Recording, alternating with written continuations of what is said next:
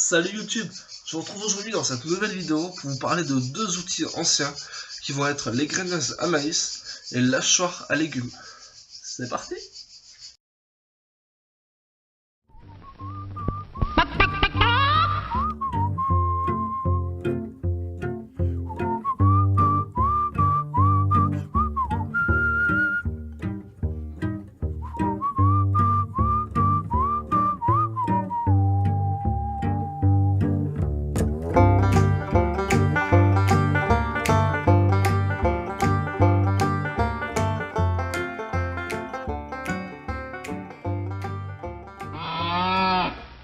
J'ai il y a quelque temps, en fouillant dans mon garage, trouvé une caisse remplie d'outils anciens, parmi lesquels j'ai trouvé un mâchoire à légumes et un égrainoir à maïs.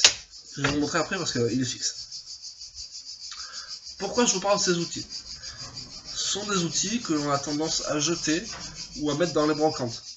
Ou si on s'en sert pas pour la décoration. Mais bon, c'est assez rare. Ce sont des outils que personne ne veut, mais qui sont pourtant vachement utiles. C'est des outils qui étaient utilisés couramment dans les fermes avant.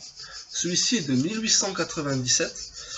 C'est de ce côté, je ne sais pas si vous allez voir, c'est écrit là, 1897. Voilà, c'est des outils très courants dans les fermes avant. S'ils s'en servaient avant d'une manière voilà, simple, autonome, un petit peu autarcique, puisque je vous rappelle que tout est manuel bien sûr. Je ne vois pas pourquoi, nous en tant que survivalistes, on ne pourrait pas s'y intéresser à tous ces outils anciens, que ce soit les scies manuels, les égrainoirs à maïs, les hachoirs à saucisses, les hachoirs à viande, toutes ces sortes de choses là. Donc, à quoi peut servir un hachoir à légumes, à fruits?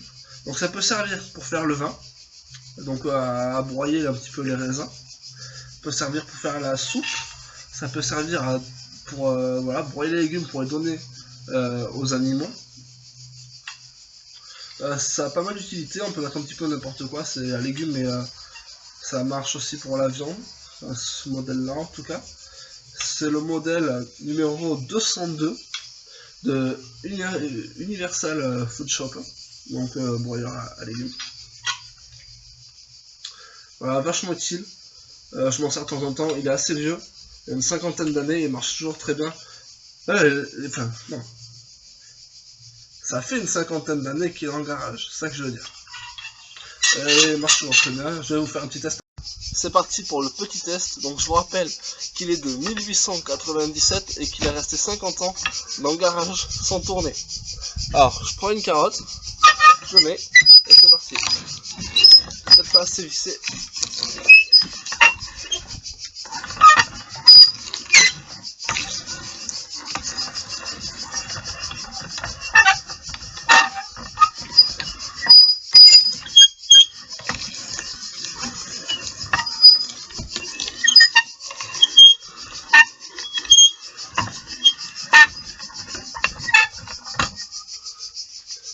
Et voilà le travail, ça nous fait une belle purée de carottes, parfaite pour les poules. Ensuite, il y a l'égraineuse à maïs. C'est un outil ancien, assez simple, et plutôt recherché aujourd'hui. Il est très vieux, aussi de 1800 et quelques. Donc on prend le maïs, on met l'épi ici, puis on tourne la manivelle, et ça arrache toutes les petites graines de l'épi. C'est quelque chose que j'ai failli jeter, honnêtement. Au début, j'ai pas forcément compris l'utilité que ça avait, mais sachant que je plante un petit peu de maïs, c'est vrai que c'est beaucoup plus pratique. Voilà, au lieu d'enlever toutes les petites graines à la main ou avec un bâton, on passe un coup là-dedans, et puis c'est fait. Voilà, je comprends vraiment pourquoi utiliser ça avant, d'autant plus que voilà, donc là il est fixe.